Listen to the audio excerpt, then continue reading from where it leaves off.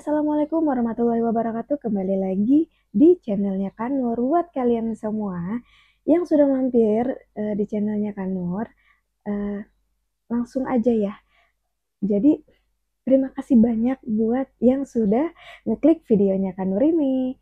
Nah, di channel Kak Nur ini, di video kali ini, kakak mau ngebahas tentang teori konspirasi dan misteri-misteri yang terjadi di muka bumi ini. Nah, hari ini kakak mau ngajak kalian membahas sebuah teori konspirasi tentang seseorang musisi yang bernama Robert Johnson. Nah, yang mana cerita atau kisah kesuksesannya dia ternyata dibaliknya ada perjanjian dengan iblis. Jujur, sebenarnya cerita ini tuh sudah menjadi rahasia umum dan bahkan detail ceritanya pun sudah banyak didengarkan oleh orang-orang dan juga bukti-buktinya juga sudah banyak nih.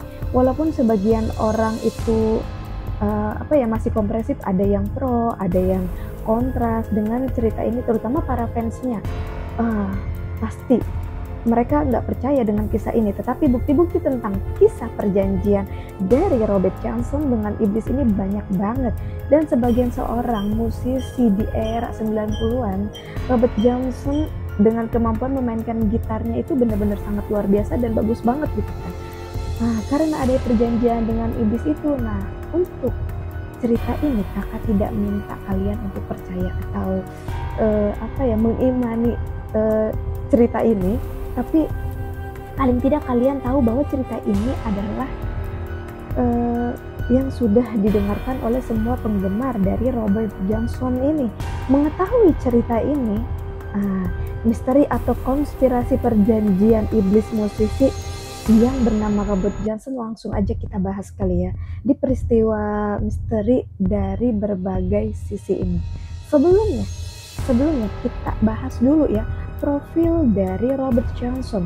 Mungkin buat kalian semua yang memang sudah jadi fansnya udah tahu, tapi di sini kakak jelaskan sedikit buat teman-teman yang mungkin belum tahu. Nama lengkapnya itu adalah Robert Leroy Johnson. Dia ini lahir pada 8 Mei tahun 1911 di daerah Hazel House, Mississippi, Amerika Serikat. Dia ini adalah anak dari pasangan yang tidak menikah, dalam arti kalian paham lah ya, di luar nikah. Robert Johnson ini lahir gitu begitu aja lah ya. Jadi ayahnya itu namanya Noah Johnson dan ibunya bernama Julie. Mereka melahirkan Johnson ya, Robert Johnson. Akhirnya ayahnya meninggalkan si ibu ini, jadi diputusin gitu aja nih mamanya Johnson. Akhirnya mereka menikah dengan laki-laki beda lagi kan, mamanya yang bernama Charles Dutt. Jadi intinya gini, jadi sama bapak, berarti bapak kandungnya itu nggak nikah, hamil di luar nikah kan, tapi udahan. Tiba-tiba kan tadi bapaknya meninggalkan mamanya Johnson, Robert Johnson ini. Jadi kayak ya udah nggak ada pernikahan, hamil di luar nikah, dilanjut lagi kan putus hubungan, ditinggalin. Tiba-tiba mamanya Johnson nikahnya lagi bersama Charles Dutt. Nah, berarti ayah tiri, berarti Robert Johnson memiliki ayah tiri gitu ya. Nantinya nih Robert Johnson bakal punya saudara tiri sebanyak 10 orang yang merupakan hasil pernikahan ibunya dengan si Charles Dutt, berarti ayah tiri. Ingatin, Charles Dutt ini ayah tirinya Robert Johnson. Ya, jadi masih pakai nama Johnsonnya kenapa ya? Ya karena kan dari bapak kandungnya gitu. Tapi semenjak udah nikah sama Charles Dutt ini pasti akan ada pergantian nama, jadinya Robert Charles gitu ya. Sesuai dengan tapi tetap bisa juga sih pakai sesuai dengan bapak biologisnya tadi ya. Cuman karena ibunya udah nikah lagi, ya udah mau nggak mau diganti ke ayah tirinya. Barat dia tuh ngebangun di atas tanah orang lain. Kebetulan ya tanah itu memang kebetulan masih milik keluarga si kulit putih. Kalian tahu kan kalau kulit putih itu namanya kayak albino, tapi bukan juga sih ya, tapi dia kulit putih lah ya. Nah, Jadi masih resist banget tuh, yang kemudian terjadi konflik antara ayah tirinya Robert Johnson, si Carlos yang memiliki tanah, membuat akhirnya si Carlos itu harus diusir dari sana beserta dengan ibunya Robert, ya diusir dari tempat tinggalnya itu karena Carlosnya juga kan bermasalah gitu kan ya. Akhirnya ibunya Robert ini, ibu Julie, yang masih Robert kan masih bayi gitu, mereka diusir untuk tinggal bersama lagi, yang mana Robert itu ikut sama ibunya. Mereka tinggal selama 2 tahun. Selama 2 tahun gimana tuh akhirnya? Seperti balik lagi kayak ayah tirinya kan belum bercerai juga tuh. Akhirnya mereka menyatu lagi. Tapi tiba-tiba ayah tirinya ya mengganti nama siapa tadi, Robert Johnson menjadi Robert Carles. Nah ya namanya sebenarnya sih kalau kayak di tempat kita kan ya udah, kalau ikut sama bapak tiri tuh nggak usah diganti gitu nama belakangnya, ya biar jadi kayak apa ya tetap ada dari orang tua kandung kita aja udah gitu. Tapi ini malah diganti jadi Robert Carles, bukan Robert Johnson gitu. Singkat cerita, di tahun 1919 ibunya akhirnya meninggalkan Carlos nih. Jadi berpisah lagi tuh kan, bercerai lagi ibunya. Ya biasa. Ya akhirnya menikah lagi nih ibunya. Ya udah banyak dong ya berarti. Pertama kan udah nggak nikah, yang kedua juga karena memiliki hubungannya juga begitu, terus yang ketiga ini berarti bapak tirinya ya itu tadi beda lagi namanya, Dusty Wallace. Di saat itu Robert yang sudah mulai tumbuh menjadi seorang remaja itu tuh kan kayak mulai mikir, kayak tinggal di posisi yang gimana sih, ya ampun, ibunya mau dibilang berantakan ya enggak juga gitu kan, tapi emang udah nasibnya ya akhirnya ikutlah Robert ini ke ayah tirinya yang ketiga dong. Iya, yang ketiga, karena kan mau nggak mau dia tetap ikut sama ibunya. Nah akhirnya seperti biasa, namanya mau diganti lagi enggak, dia tetap pakai awalnya dia tetap mau pakai yang Carles. Tiba-tiba karena ibunya udah nikah lagi, ganti lagi guys. Nama bapaknya tadi siapa? Dusty. Jadi ujungnya pakai nama bapak tirinya, beda lagi, Robert Dusty. Dan di saat itu dia tuh cukup disayangin sama ayah tirinya yang saat ini gitu kan, disupport. Terus ditambah juga orang tua kandungnya juga support sama Robert gitu kan. Kebetulan Robert ini memiliki kelebihan di bidang seni gitu kan, jadi kayak ya udah diturutin gitu sama ayah tirinya. Terus juga dapat dukungan baik dari orang tua kandungnya di segi musisi atau ya di seni musik, karena ternyata dia memiliki keahlian yang luar biasa nih, bisa bermain gitar dengan bagus, jadi benar-benar didukung. Robert ini disekolahin kan sama ayah tirinya, disekolahin ke India, namanya Czech School gitu. Pokoknya semua data-data dia harus pakai data bapak tirinya, nama belakangnya diganti lagi jadinya Robert Spencer. Nah dari semua ijazah, terus kartu pelajar, dokumen semuanya itu pakai nama ayah tirinya.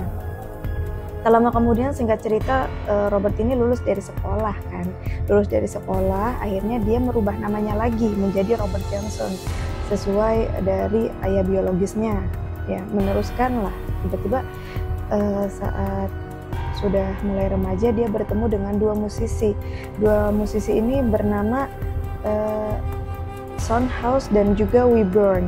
Nah, mereka ini musisi yang beraliran delta blues gitu deh ya pokoknya. Akhirnya saat mereka sudah bertemu kayak udah klub banget gitu ya, mereka berdua tuh kayak udah enak, enjoy gitu nih bertemu sama tadi Sondhaus dan juga Webern. Jadi kayak ngerasa musisi ini tuh panutan buat Robert gitu. Jadi Robert tuh merasa kayak bertemu sama musisi ini tuh kayak sebagai apa ya, kalau dibilang mentornya gitu kan. Jadi semuanya itu dapat pelajaran lagi dari musisi kedua orang ini, dari Sondhaus dan juga Kak Wibborn gitu. Kemudian mereka tuh menjadi gurunya Robert lah ya, jadi kayak semua seni segala macam itu diajarin buat Robert gitu, supaya semakin mahir lagi nih, karena kedua musisi ini tahu Robert ini memiliki kemampuan yang sangat bagus gitu kan. Akhirnya Robert nih kayak belajar sudah mulai banyak koneksi juga kan Robert ini sama semua dari teman-temannya. Dia juga menyukai gitu seni musiknya Robert, jadi ada dukungan, semakin banyak dukungannya. Akhirnya dia ikut sama dua orang musisi ini kan ke kota-kota kecil lain gitu, kayak mereka pergi ke daerah Mississippi gitu ya, tujuannya pengen makin belajar lagi. Jadi dia dengan sukarela itu menjadi kru gitu kan, mengasah kemampuan musiknya Robert ini.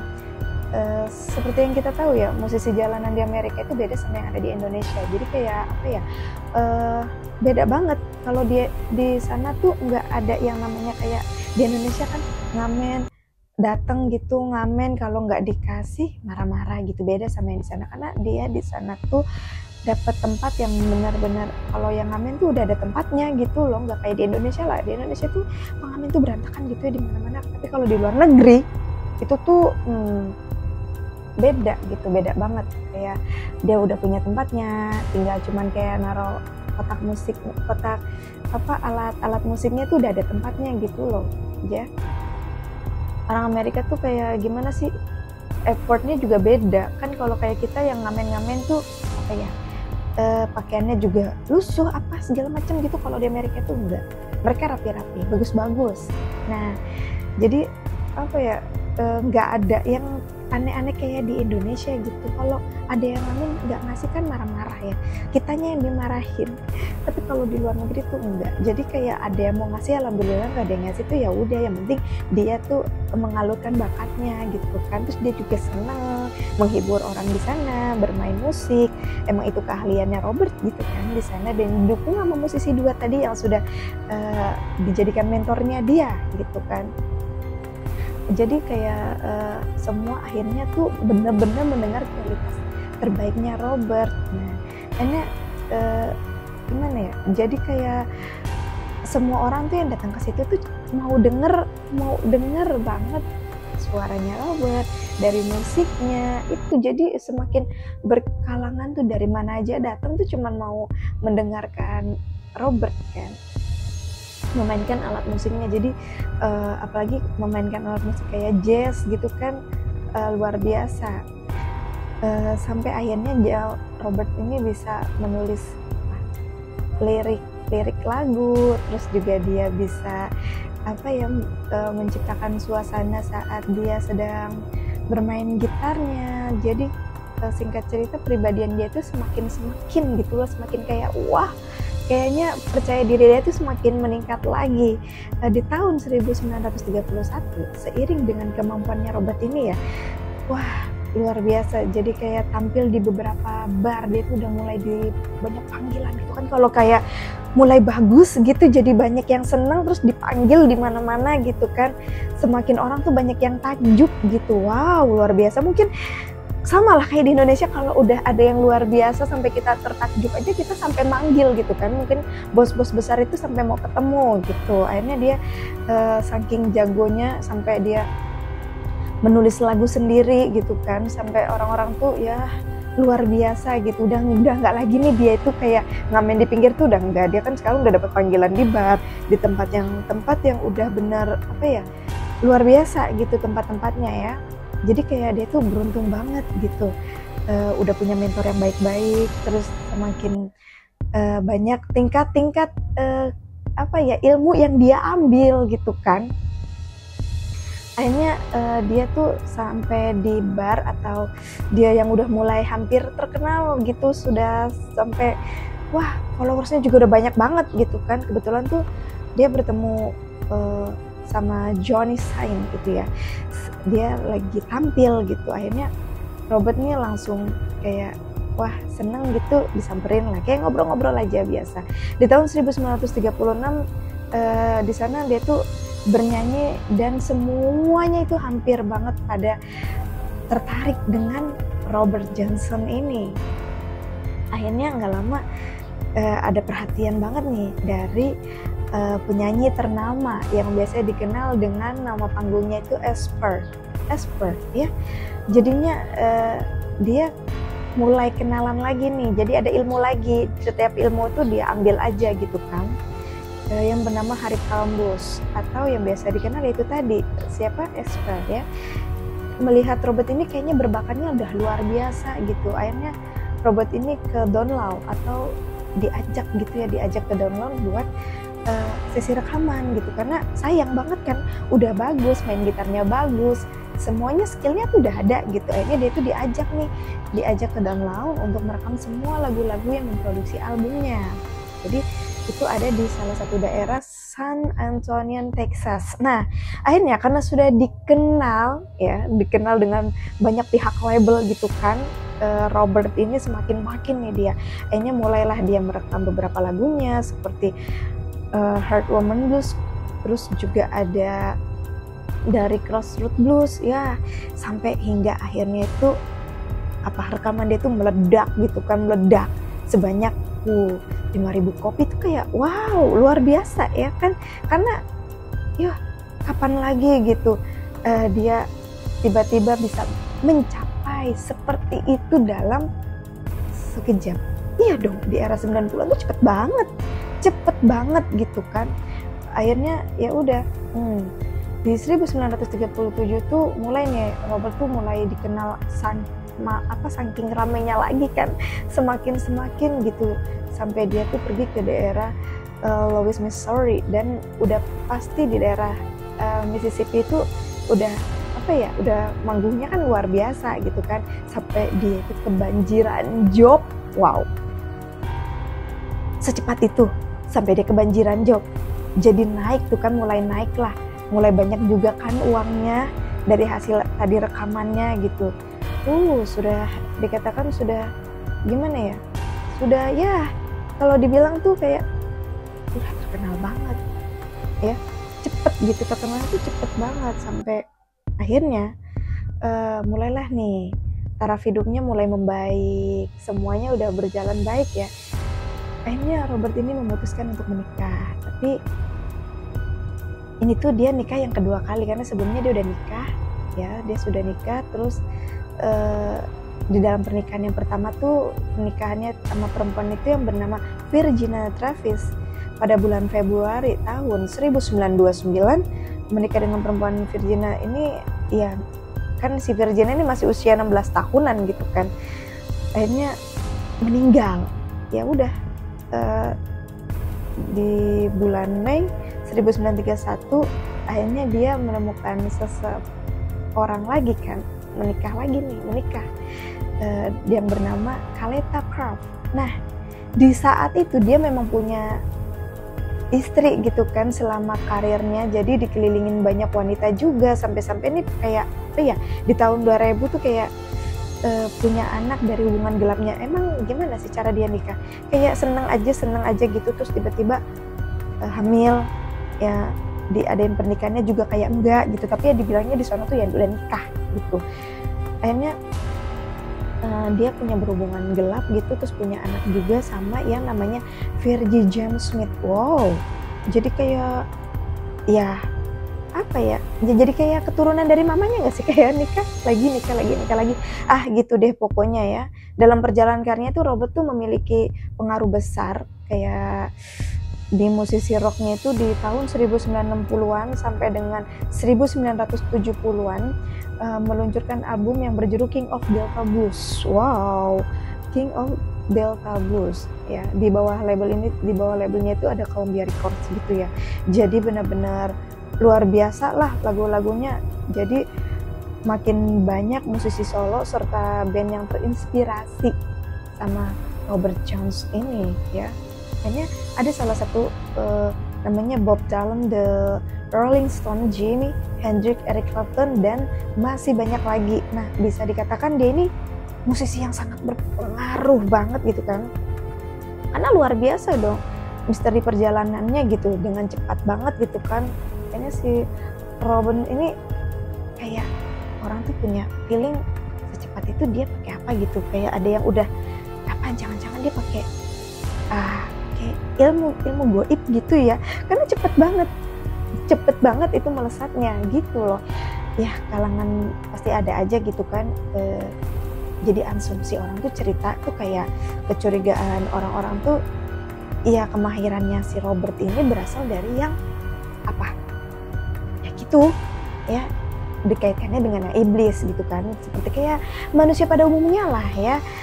Jadi kayak karena kan cukup pesat banget gitu, jadi wow mungkin gak sih kita juga pasti kalau ya ada juga lah yang selentingan kalau lihat orang tiba-tiba sukses gitu padahal nggak kerja cepet amat gitu ya. Tapi kan kalau Robert ini kayak dia kan maksudnya dari jalanan gitu, dari jalanan loh, akhirnya kepanggil sampai kebar gitu kan. Jadi kayak ada yang pro kontranya gitu, jadi ya wajar. Tapi ada sisi lain yang nggak tahu banget kan, kayak siapa tahu dia pakai gituan ya. Nah, sebuah cerita tuh dituliskan juga gitu mengenai perjanjian yang dilakukan oleh Robert. Wah, perjanjian yang dilakukan oleh Robert. Jadi gimana nih? Bermula awalnya itu ketika Robert ini kan mendapatkan pekerjaan di kota Yazoo, Mississippi, dan kota Beulah yang terletak Dakota Utara. Dan di saat itu tuh dia benar-benar emang lagi dapat kerjaan gitu kan. Akhirnya dia kembali ke kota Helena, Montana di bulan Oktober. Wow, Robert Johnson di saat itu sedang berjalan kaki membawa gitar di tangannya, gonjreng gitulah ya, sambil memikirkan perkataan dari mentornya. Ternyata mentornya kalian masih ingat mentornya tadi siapa? Ada Kak Sondhaus dan juga Kak Uy kan. Nah, memikirkan kalau buat orang tuh semakin tergila-gila karena mendengarkan dia bermain gitar. Akhirnya menyusuri jalan yang sangat sepi disertai dengan lolongan anjing. Lolongan anjing tuh gimana sih? Lolongan yang kayak apa gimana gitu kan ya, lolongan anjing gitu yang pernah denger lah. Tapi enggak juga sih, lolongan anjing kan ada juga itu anjing apa gitu. Kadang kan ada yang anjing buk atau lolongan yang gimana maksudnya itu ya. Pokoknya di kondisi yang sangat sepi dia jalan sambil membawa gitarnya, mendengar lolongan anjing sepanjang jalan. Takut nggak sih? Takut dong ya. Merasa udah ketakutan banget ini si Robert kan, karena emang sepi banget gitu. Akhirnya kayak ya udah deh, di sebuah persimpangan pinggir jalan tepat di atas sebatang kayu. Nah, dari wujudnya nih si pria, wah, kalian mau tahu, berbadan tinggi, besar dan berkulit hitam. Wah, orang negro. Oh bukan, karena kan berbadan tinggi, besar, tapi bisa juga sih ya. Pria ini tuh tiba-tiba langsung, Robert kamu terlambat. Lah, kok bisa dia bilang terlambat gitu kan? Akhirnya Robert ini langsung berlutut lah, karena sebelum datang ke sini kan tadi ada 2 mentornya kan yang ngasih arahan ke dia gitu. Kalian paham? Sampai kok Robert sampai sujud nih ya, sampai sujud. Nah, pas dibilang kamu terlambat Johnson, dia tuh kayak seakan-akan bangun dari mimpinya, kayak ini lagi tidur seperti mimpi tapi ya nyata gitu, nyata. Akhirnya berkata lagi Johnson nih, mungkin aku belum terlambat. Wah, pria misterius yang ada di depan Johnson nih langsung mendekati Robert nih. Wah, langsung mendekati. Seketika dia berkata lagi nih, kamu berlutut, bilang kamu ingin melempar gitar yang kamu pegang ke dalam parit dan kembali. Wah, bener gak sih? Dia masih kayak apa ya? Ini maksudnya gimana? Sedangkan itu kan gitar satu-satunya dia kan. Akhirnya seperti biasalah dia mengingat lagi dari mentornya itu kan, Wibron dan juga Kak Son gitu. Karena kamu hanyalah permainan gitar seperti kebanyakan orang, atau kamu tuh kayak mau apa ya? memainkannya tuh sendiri gitu. Jadi saat orang besar ini memberikan pilihan dan bertanya gitu ya kepada si Robert Johnson, lagi, kamu ingin membuat suara yang belum pernah didengar orang lain sebelumnya? Kamu ingin menjadi seorang king of Delta Blues? Wow, pasti dong pengen kan, karena itu si makhluk tinggi itu kan ini merasuki otaknya tadi kan, otaknya si Robert gitu kan, ya pengen banget gitu. Ini sebelum terkenal nih ya, kan bertemu dengan dua orang tadi itu, akhirnya menggebu-gebu kan, akhirnya tiba-tiba nih dia sudah ada di mana? Sudah ada di tempat lain lagi tiba-tiba. Padahal tadi dia habis nyamperin orang bertinggi badan besar dan kulit hitam. Akhirnya dia tuh datang ke salah satu bar gitu kan. Ke salah satu bar. Akhirnya ya namanya kalau datang ke salah satu bar lagi pening-peningnya dia nih. Si Robert nih lagi pening-peningnya minum dong. Minum apa? Minum whisky gitu kan. Di sekelilingi banyak wanita-wanita yang memang wanita itu tuh udah menginginkan Robert juga gitu. Ya iyalah orang terkenal gitu kan. Wah, luar biasa. Hanya banyak pertanyaan juga gitu. Mendengar banyak pertanyaan, Robert pun akhirnya ya menjawab gitu. Dia pengen punya banyak whisky dan juga wanita. Wow, itu perjanjian kayak ya kalau udah terkenal pengennya nikmatnya enak-enak gitu kan, karena kan udah terkenal gitu. Jadi itulah permintaannya tuh sama laki-laki yang tadi berbadan besar tuh. Wah, berwarna hitam, badan besar berwarna hitam. Akhirnya disebutin lah keinginannya si Robert tuh apa aja, termasuk tadi kan yang udah dikomporin tuh sama iblis itu yang mau menjadi king gitu kan ya. Wow, seorang iblis yang berwujud manusia. Tidak lama setelah percakapan mereka tuh tiba-tiba terdengar lolongan anjing lagi, lolongan anjing. Kayak apa ya, ini Robert tuh kayak sepanjang jalan tadi juga dia mendengarkan lolongan anjing itu, kayak anjing gila. Dia tuh sampai ngomong gitu, ini kayaknya anjing gila deh. Sepanjang jalan nih si anjing tuh gak diem-diem, gak berhenti gitu mulutnya, sampai Robert tuh kesel gitu kan. Akhirnya sosok iblis ini nih ngomong nih sama Robert, anjing itu milikku, dia tidak gila, dia punya the blues, dan aku mendapatkan jiwanya di tanganku. Serem gak sih? Di tanganku. Jadi jangan-jangan anjing ini adalah iblis, atau gak tahu juga ya, intinya seperti itulah. Nah, akhirnya bersamaan ini Robert yang merasa seperti kayak masih di dalam mimpi, masih ngawang-ngawang gitu kan, sekaligus memiliki ambisi yang luar biasa gitu kan, pengen terkenal tanpa berpikir panjang. Nah, dia pun berkata kepala tadi itu ya, yang benar-benar orangnya tinggi hitam gitu.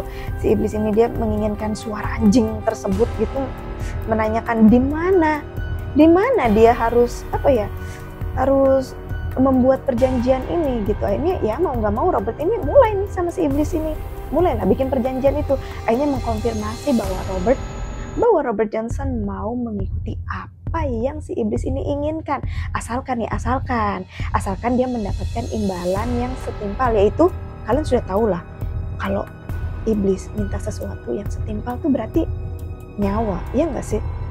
Iya nggak sih? Nggak mungkin dong. Tapi ada juga kan yang minta hewan. Cuman namanya iblis kan semakin merajalela di pikiran tuh kayak nggak cukup dengan hewan gitu. Kayaknya pengen sama manusia gitu nggak sih? Tapi ya udah deh. Akhirnya menyetujui nggak tuh Robert? Iya dong, menyetujui. Akhirnya tiba-tiba tuh Robert kembali gitu ya, berjalan ke arah utara. Namun di saat itu sebelum Robert berjalan, si sosok iblis ini mengingatkan Robert. Kira-kira mengingatkan apa? Dia bilang, kamu harus siap menerima segala konsekuensinya di saat itu. Tentu aja. Robert ini memang tujuannya kan udah paham lah ya. Tujuannya pengen banget menjadi seorang yang terkenal. Oh, ya udah, menjadi musisi besar. Akhirnya mereka tuh menyetujui semuanya. Ya sudah, langsung minta instruksi dari seseorang iblis ini. Setelah diberikan instruksi nih, coba bayangin. Akhirnya si sosok itu melingkari jiwanya Robert, dan musik yang dihasilkan dari tangannya Robert tersebut menguasai semua orang-orang yang hadir di saat itu ya. Jadi benar-benar makanya dibuat terkesimak lah, dibuat menjadi senang, terus semakin banyak yang banyak yang meningkat gitu kan. Namun ada satu hal konsekuensi yang harus dihadapi oleh Robert nih, yaitu adalah selamanya jiwanya ini akan menjadi milik si iblis.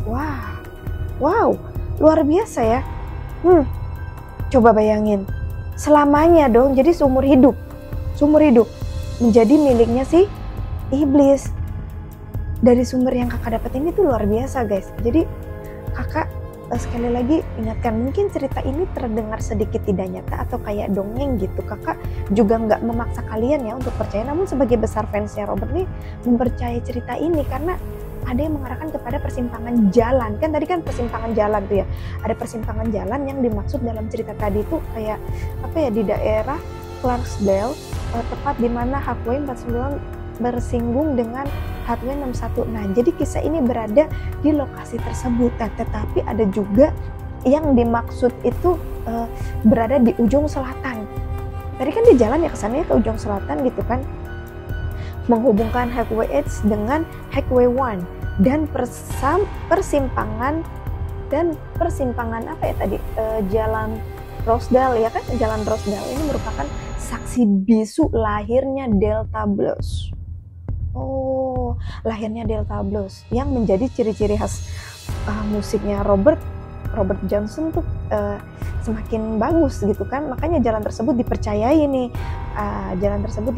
melakukan perjanjian dengan sosok iblis tersebut. Nah, jadi gimana teman-teman?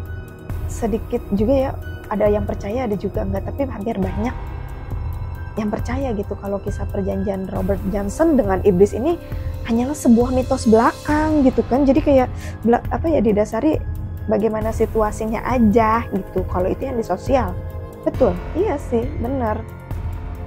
Jadi kenapa ini Robert Johnson ini malah dikaitkan dengan sosok iblis membuat perjanjian gitu? Karena genre yang dia bawakan yaitu blues, genre musiknya blues gitu kan. Karena blues itu kan kayak sangat melekat banget di aliran gimana ya? Kayak aliran yang musik hitam gitu, seperti kayak yang kita tahu di masa lalu kan masih rasis-rasisnya gitu kan. Musisi-musisi kulit hitam ini membawa lagu blues. Jadi kayak yang mengkaitkannya ke sana kalau Robert itu masih mengikuti ilmu hitam ini atau ilmu goib gitu kan. Karena lirik-lirik mereka itu memang membius pemuja-pemuja. Kayak wah, jangan-jangan emang benar gitu nih Robert, ya kan? Sampai Robert Johnson tuh dianggap bermain musik blues karena ya memiliki ilmu hitam, alias banyaknya judul lagu yang mengandung unsur satanism gitu kan, seperti Me and the Devils Blues, Hellhound on My Trail dan lain-lain pokoknya ya. Jadi secara personal tuh kayak ya udahlah, tadi kan ada yang percaya juga, ada yang enggak juga, jadi masih 50-50 gitu lah ya.